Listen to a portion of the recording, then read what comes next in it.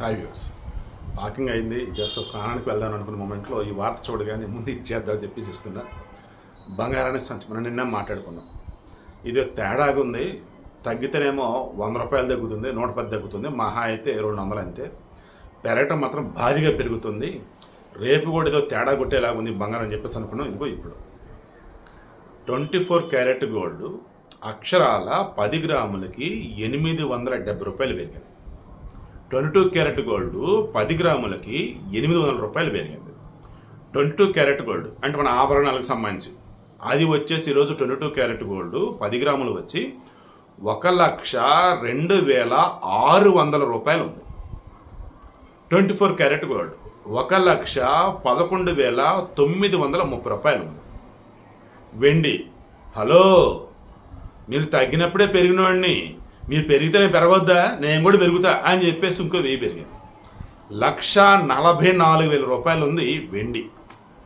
బంగారం 1,11,930, 980 24 carat gold 10 గ్రాములు.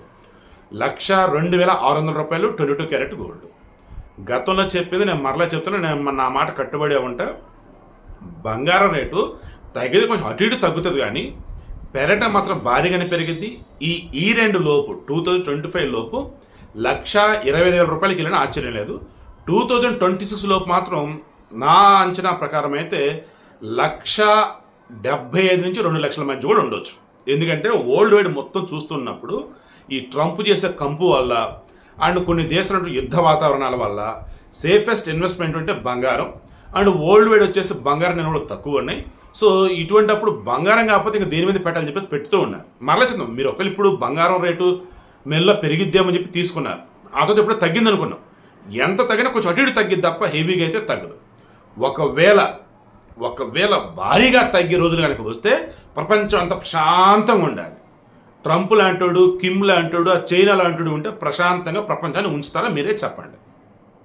So ఆలోచించి ఇన్వెస్ట్ చేసుకోండి. డబ్బు ఉంటే బంగారం కొనడం కన్నా బెస్ట్ ఆప్షన్ వేరేదైతే లేదు.